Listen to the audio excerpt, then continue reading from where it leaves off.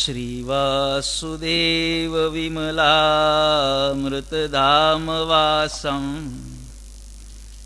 नारायणं नरकतारणनामधेयं श्यामं सितं द्विभुजमेव चतुर्भुजं च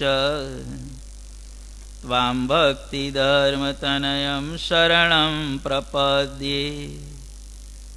शिक्षार्थमत्र निजभक्तिमतां नराणामेकान्तधर्ममखिलं परिशीलयन्तम् अष्टाङ्गयोगकलनाश्च महाव्रतानि त्वां भक्तिधर्मतनयं शरणं प्रपद्ये।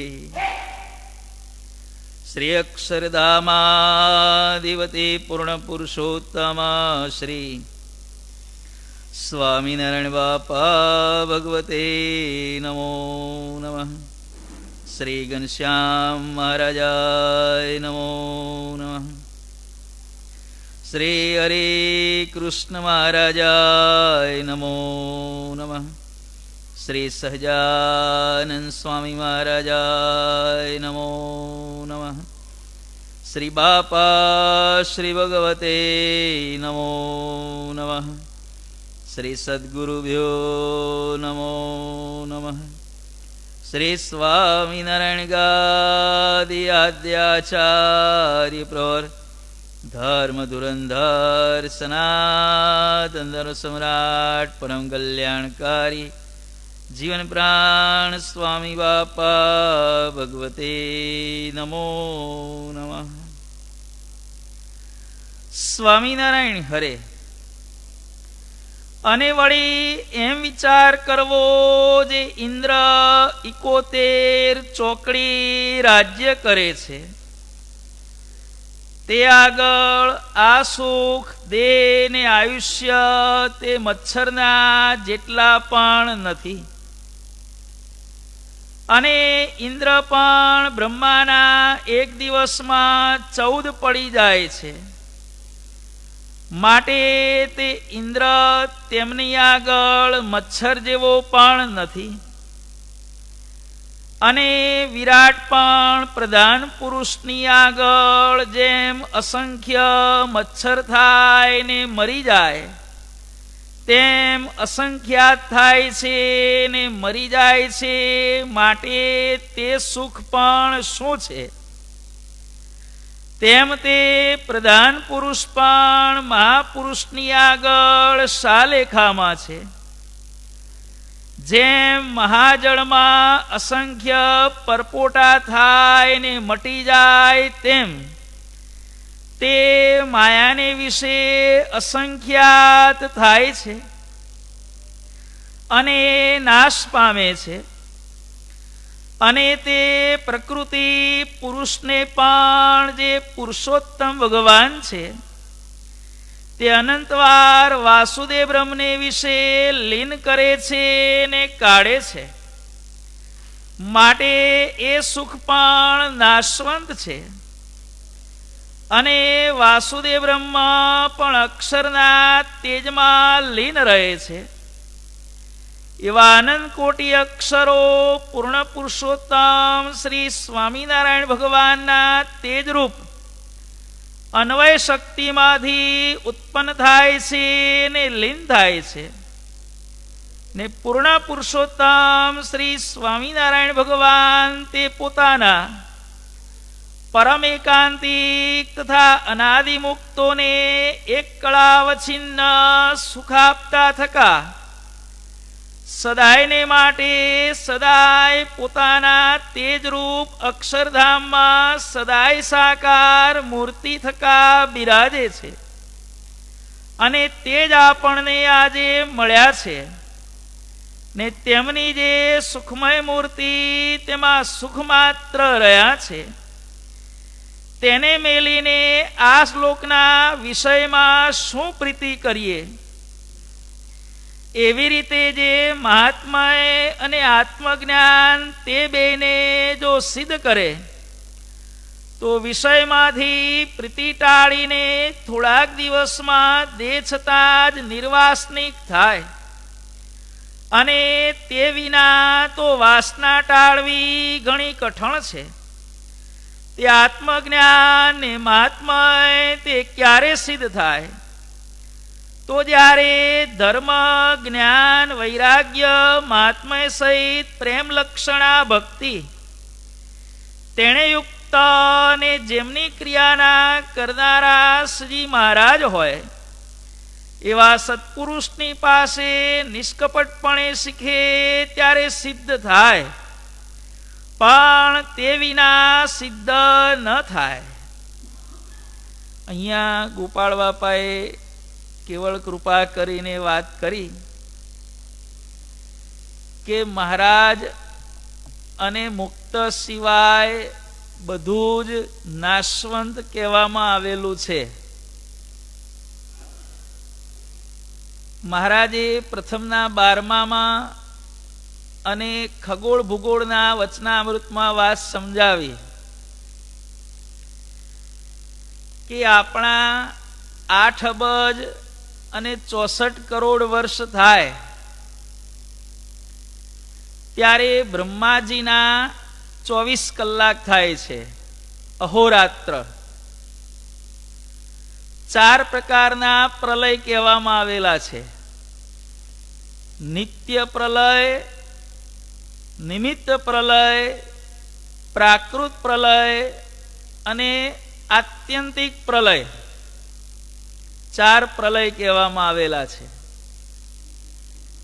એ 4 પ્રલયમાં જે આપણે જોઈએ છીએ રોજ બરોજ ક્ષણે ક્ષણે કરોડો જીવો જન્મે છે અને સામે લાખો કરોડોનું મૃત્યુ પણ થાય છે. કારણ કે જેટલા જન્મે છે એટલા જ મરે છે.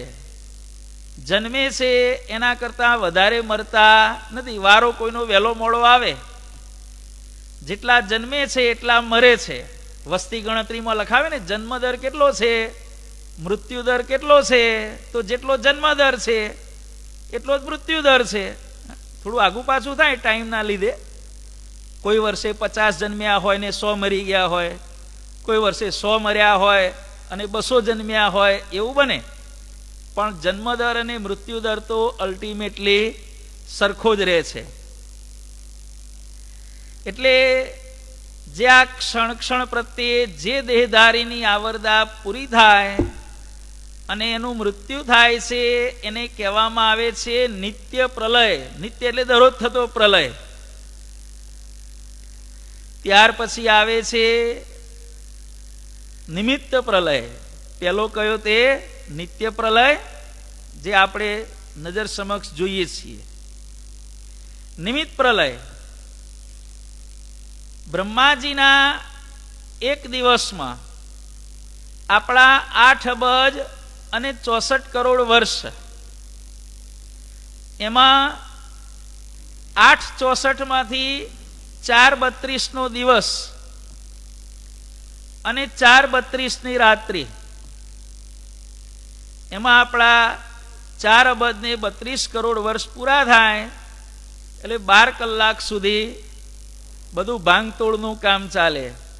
4/32 ઉત્પત્તિ અને સ્થિતિ, 4 અને 32 ડિમોલિશન, બધું પાળી નાખો જે થયું છે તે. એટલે આવી રીતે બ્રહ્માજીના 12 કલાક થાય 4 અબજ ને 32 કરોડ વર્ષ, ત્યારે જે પ્રલય થાય છે 12 કલાક સુધી ચાલે છે અને ગ્રાઉન્ડ ક્લિયર થાય છે, એને કહેવામાં આવે છે નિમિત્ત પ્રલય. એટલે બ્રહ્માજીના 24 કલાકમાં એકવાર પ્રલય થાય છે, 12 કલાક સુધી ચાલે છે. એને કહેવામાં આવે છે નિમિત્ત પ્રલય. કાયમી જે દેહધારીની આવરદા પૂરી થાય નિત્ય પ્રલય.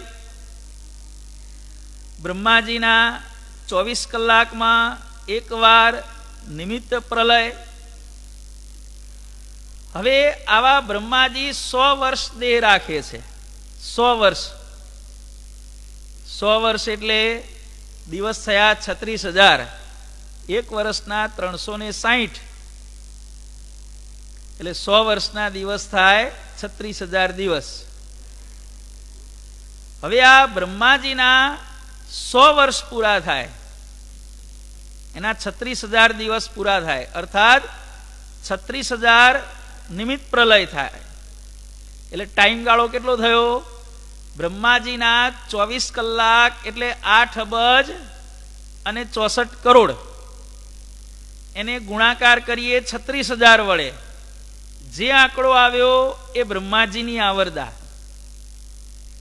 હવે બ્રહ્માજીની આવરદા પૂરી થાય અથવા વિરાટની, કોઈ ઠેકાણે શાસ્ત્રમાં વિરાટની લખી છે, કોઈ ઠેકાણે બ્રહ્માજીની લખેલી છે. હવે બ્રહ્માજીની આવરદા પૂરી થાય, વિરાટની આવરદા પૂરી થાય, ત્યારે પ્રધાન પુરુષની સાંજ પડે છે. પ્રધાન પુરુષની આવરદા કેટલી? 24 કલાક એટલે 8 અબજ 64 કરોડ ગુણ્યા 36,000 એટલે બ્રહ્માજીની આવરદા ગણો, અથવા તો પ્રધાન પુરુષની એક દિવસની આવરદા ગણો. એટલે આ બ્રહ્માજીની આવરદા પૂરી થઈ અને સામા પક્ષે પ્રધાન પુરુષની સાંજ પૂરી થઈ. 12 કલાક એના પૂરા થયા કે 24 કલાક પૂરા થયા, જે ગણો તે. એને કહેવામાં આવે છે પ્રાકૃત પ્રલય. અને આવા પ્રધાન પુરુષના 100 વર્ષ પૂરા થાય, પ્રધાન પુરુષના 100 વર્ષ પૂરા થાય એટલે 8 અબજ 64 કરોડ ગુણ્યા 36,000 ગુણ્યા 36,000 આટલી પ્રધાન પુરુષની આવરદા છે. અને એ પ્રધાન પુરુષની આવરદા પૂરી થાય અને જે પ્રલય થાય એને કહેવામાં આવે છે આત્યંતિક પ્રલય. ખ્યાલ આવી ગયો? કોન્સેપ્ટ ક્લિયર થઈ ગયો ને? રોજ બધાનું મૃત્યુ થાય છે, ક્ષણે ક્ષણે નિત્ય પ્રલય.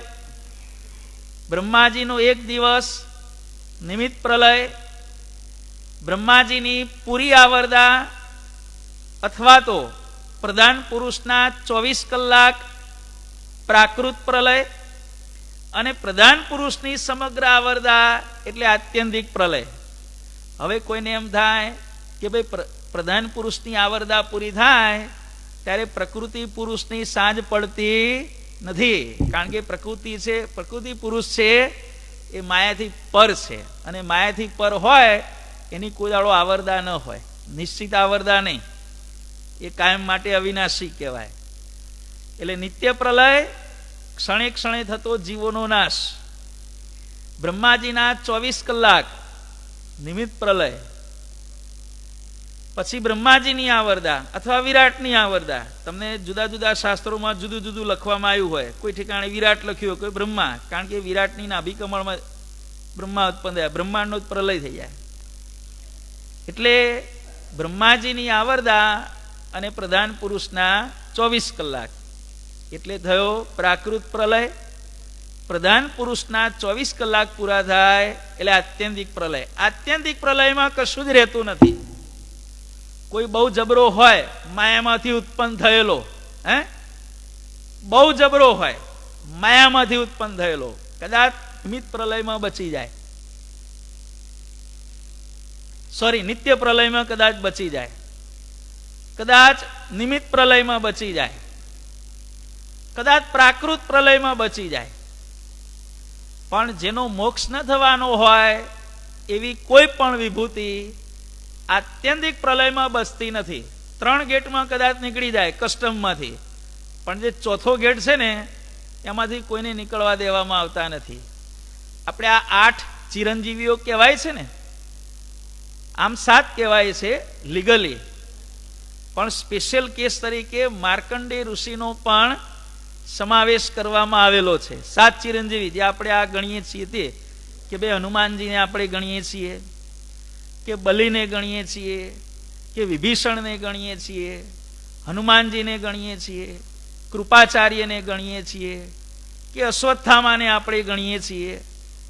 આ બધા જે ચિરંજીવીઓ છે ને 7, અને પાછળથી એડ થયેલા, કાયદેસરનું લિસ્ટ તો 7નું જ છે, પણ સ્પેશિયલ કેસ તરીકે એડ કરવામાં આવેલા માર્કંડેય પણ આત્યંતિક પ્રલયમાં બચતા નથી.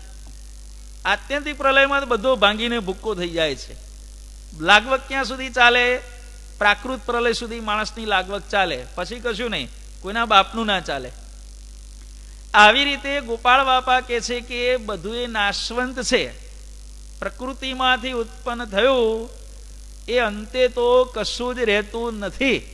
અને એટલું જ નહીં, બ્રહ્માજીના એક દિવસમાં, બ્રહ્માજીના 12 કલાકમાં, એક દિવસ એટલે 12 કલાકમાં, કારણ કે 12 કલાક તો બધી ભાંગતોડ રિનોવેશન બધું ચાલતું હોય 12 કલાક તો, કારણ કે 4 અબજ ને 32 કરોડ વર્ષ જૂનું મટીરિયલ થાય એટલે એને બદલવું જ પડે પછી.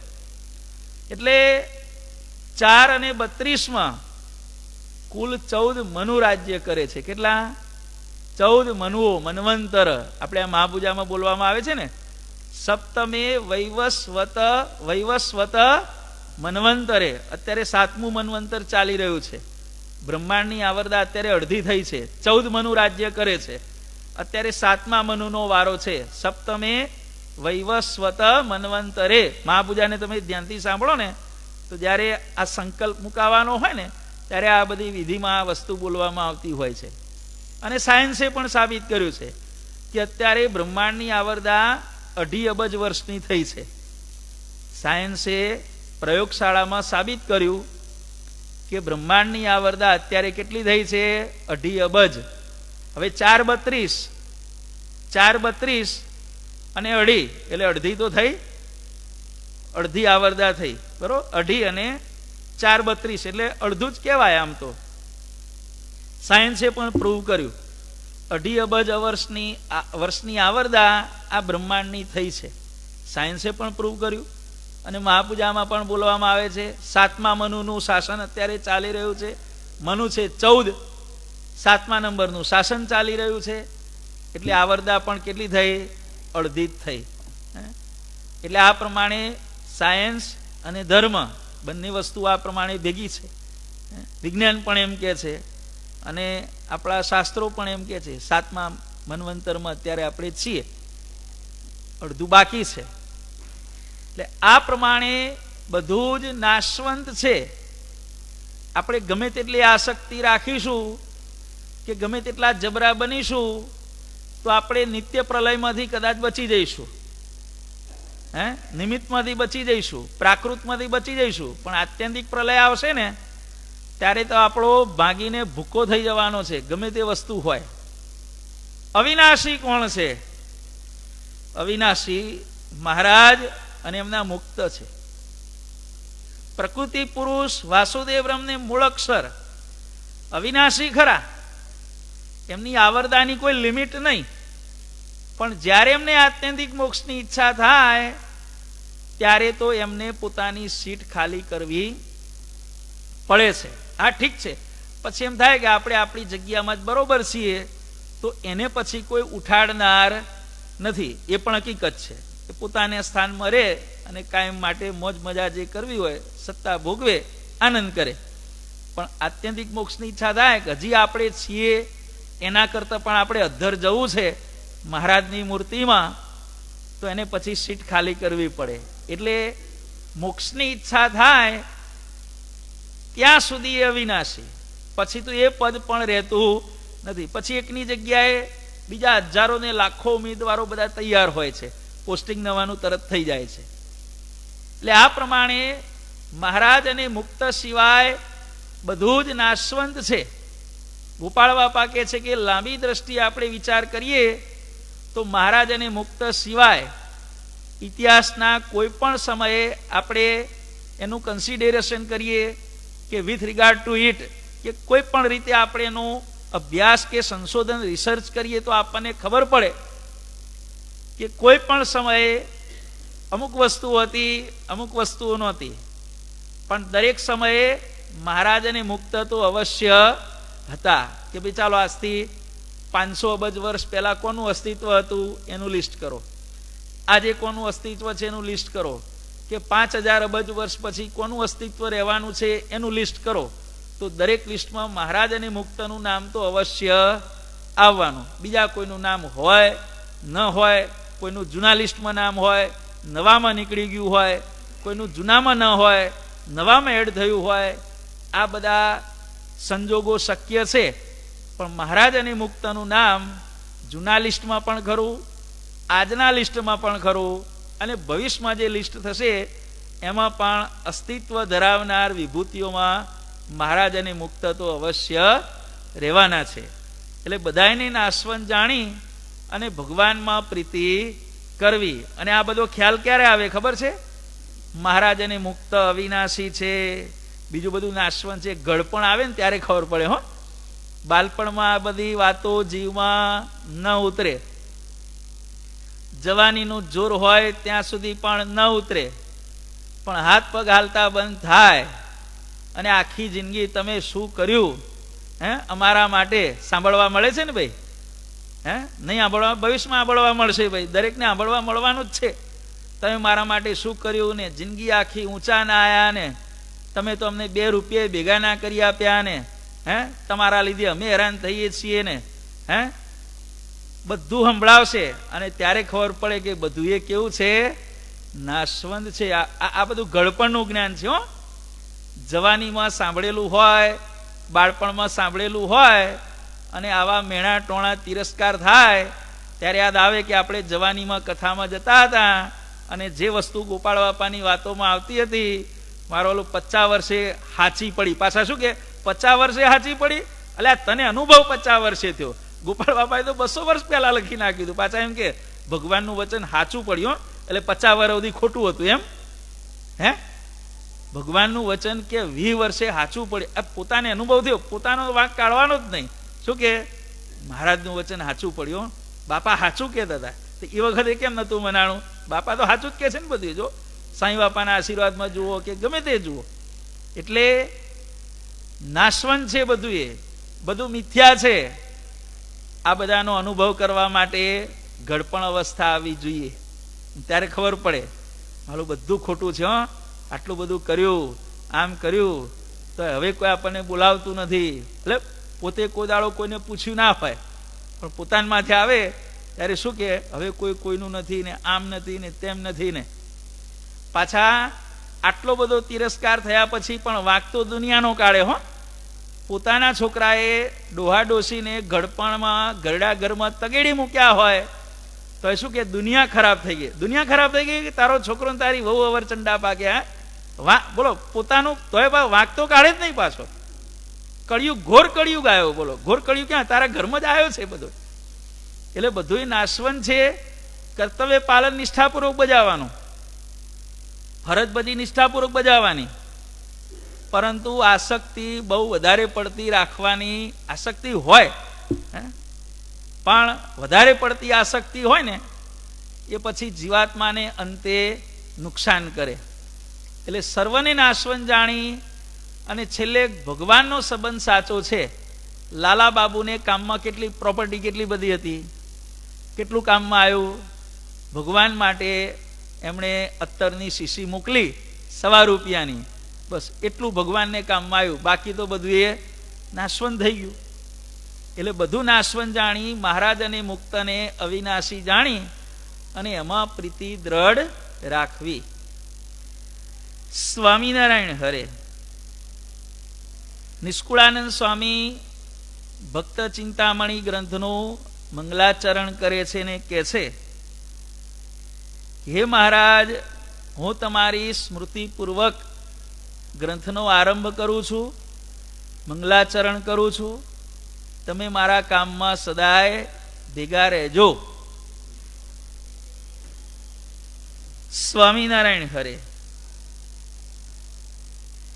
એવા અક્ષરધામમાં તમે રહો છો કૃષ્ણ કૃપાળ, પુરુષોત્તમ વાસુદેવ નારાયણ પરમાત્મા પરમ દયાળ, પરબ્રહ્મ બ્રહ્મ પરમેશ્વર વિષ્ણુ ઈશ્વર વેદ કહે વળી, એહ આદિ અનંત નામે સુંદર મૂર્તિ શ્યામળી, ક્ષર અક્ષર પર સર્વજ્ઞ છો, સર્વ કરતા નિયંતા અંતરયામી, સર્વ કારણના કારણ નિર્ગુણ, સ્વયં પ્રકાશ સહુના સ્વામી.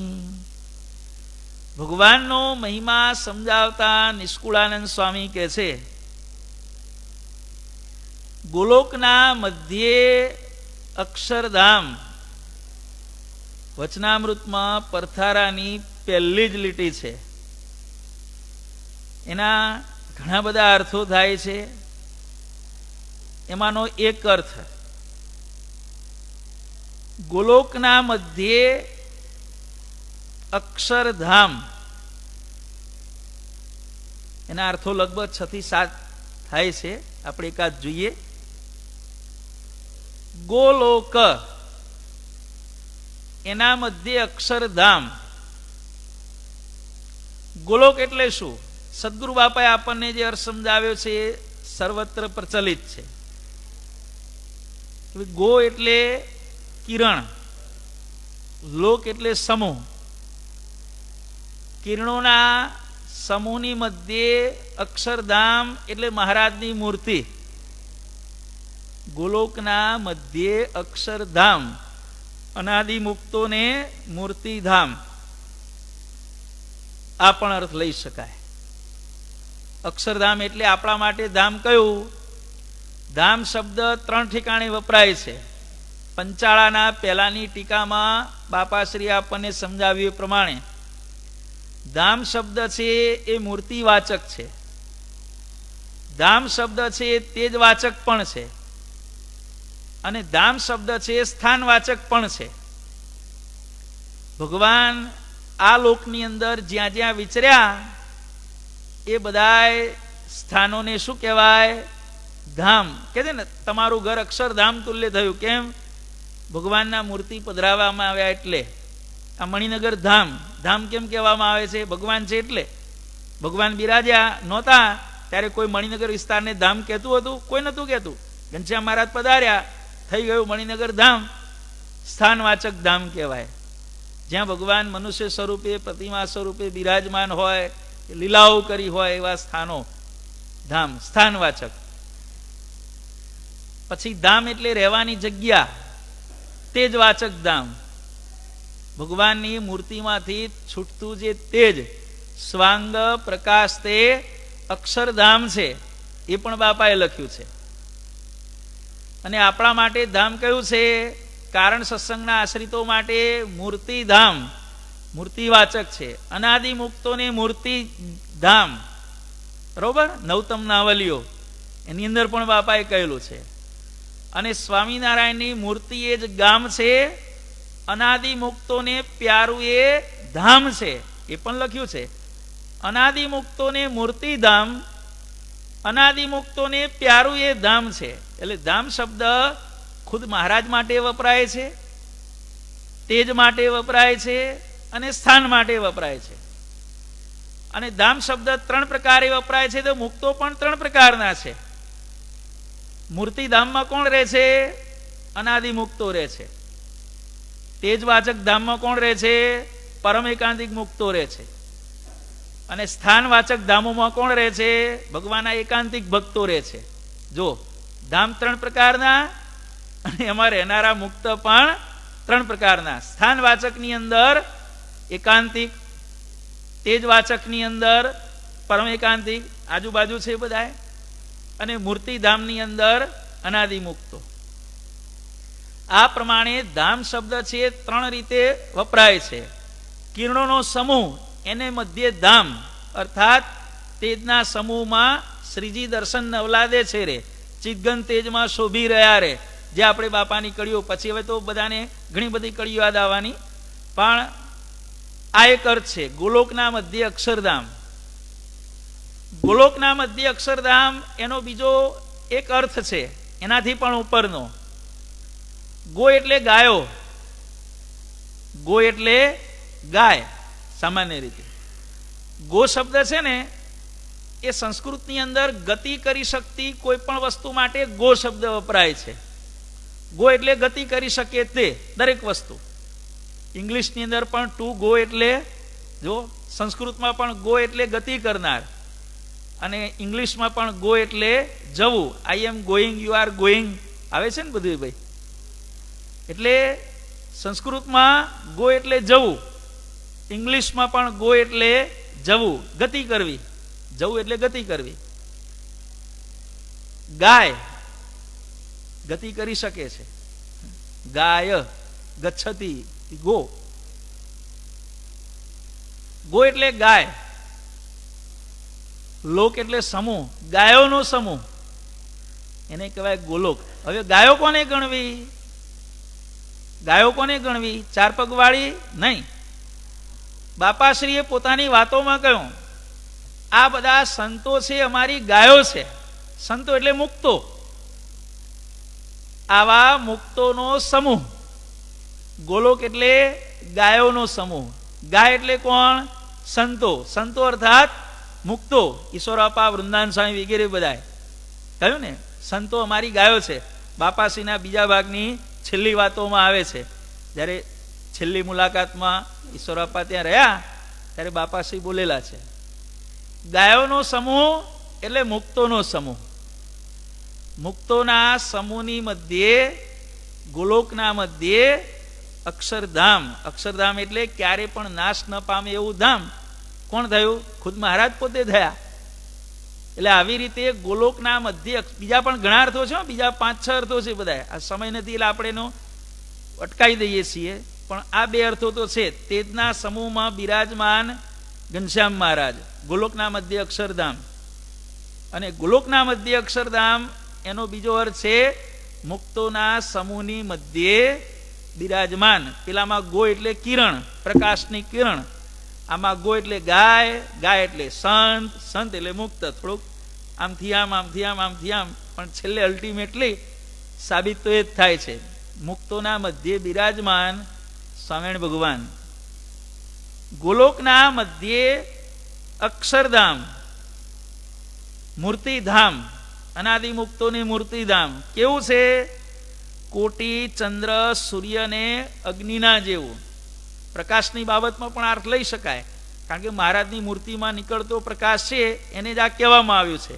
પણ એ પ્રકાશ નીકળે છે ક્યાંથી? મહારાજની મૂર્તિમાંથી. મહારાજ આવા તેજોમય છે. મહારાજનો પ્રકાશ આટલો બધો જબરજસ્ત છે એમ કહેવું એ યોગ્ય ખરું, પણ એના કરતા ભગવાન આવા તેજોમય છે એમ કહેવું એ વધારે યોગ્ય છે. પેલું યોગ્ય છે, આ વધારે યોગ્ય છે. આવા અક્ષરધામની અંદર હે મહારાજ તમે પરબ્રહ્મ, બ્રહ્મ, ગઈકાલે આપણે આ બધા શબ્દો આવી ગયા. પરમેશ્વર, ઈશ્વર, જેમાં ઈશ્વરીય હોય અને અલ્ટિમેટલી સર્વે ઈશ્વરીયને ધારણ કરનાર મહારાજ પોતે છે. ઈશ્વર અને ઈશ્વર શબ્દ બીજા બધાએ લઈ લીધો ત્યારે ભગવાનને બનાવવામાં આવ્યા પરમેશ્વર. એવા પરમેશ્વર સુંદર, મીઠી, મધુરી અને ભલી આવી મૂર્તિવાળા. મીઠી, મધુરી અને ભલી. હવે આ લોકની અંદર કોઈ મીઠી હોય ને તો મધુરી અને ભલી ના હોય. કોઈ વસ્તુ આપણું ભલું કરનારી હોય તો મીઠી ને મધુરી ન હોય. લીમડાથી ફાયદો થાય શરીરને, પણ લીમડો મીઠો કહેવાય? લીમડાને ભલો કહેવાય? શરીરનું ભલું કરે છે એટલા માટે. કડા કરિયાતાને ભલું કહેવાય, પણ મીઠું મધુરું કહેવાય? વરિયાળીનું પાણી પીતી વખતે જે ટેસડો પડે છે એ ટેસડો લીમડાનું પાણી કે કડું કરિયાતું કરતી વખતે ટેસડીથી આપણે પીએ છીએ. ભલું ખરું, પણ મીઠું ને મધુરું નહીં. સાકર ને ગળપણ, મીઠું ને મધુરું ખરું, પણ ભલું કરે? ડાયાબિટીસ વાળાને પૂછો. માનો કે ઘણા શું કે ખબર છે, આ ગમતમાં કોઈ માથે ના લેતા, કારણ કે સાલું એક લાડવો ખાધો ને સીધો 500 પહોંચી ગયો. ડાપણ કર્યો પાછા. એક લાડવો ખાધો ને 500 પહોંચી ગયો. ત્યારે બીજા હોય ને ભાઈ, શેરને માથે સવા શેર દુનિયામાં દરેક હોય. ત્યારે કે ગાડા એક ખાધો ને એટલે જ 500 થયો. 2 ખાધા હોત તો 1000 થઈ ગયો હોત. 3 ખાધા હોત તો 1500 થઈ ગયો હોત. સારું થયું એક જ ખાધો તે. જવાબ તો સામે મળે ને ભાઈ, આડા લાકડે આડો વેર. એટલે ઘણા એમ કે ભાઈ એક ખાધો ને 500 પહોંચી ગયો, 2 ખાવા દા 1000 પહોંચી જાય, ઉકળી જાય, પાર આવે. શું ભાઈ અમારે જો માથાકૂટ કરવાતું ના આવત. એટલે ઘણા આવું કે એક ખાધો ને 500 થઈ ગયો, થાય કે નહીં? એકમાં 500 થાય. આટલી કણી. ઘણા કે હું કશું ખાતો નથી, આ કાજુ માટે એમ કહેવાય છે. એક કાજુ બરાબર 2 લાડુ. ડાયાબિટીસ વાળાએ ક્યારેય કાજુ ખવાય નહીં. એક કાજુથી જેટલું નુકસાન થાય, 2 લાડુ ખાઓ કાં એક તમે કાજુ ખાઓ, બેના પોઈન્ટ હરખો જ આવે. જોજો, અનુભવીઓનું કથન છે. ઘણા કે હું લાડુ નથી તો હુકમ એવો ઝાપટતા હશો, એમ વધી જાય પાછું. એટલે બધું આ હોય, બધું ખ્યાલ આવે.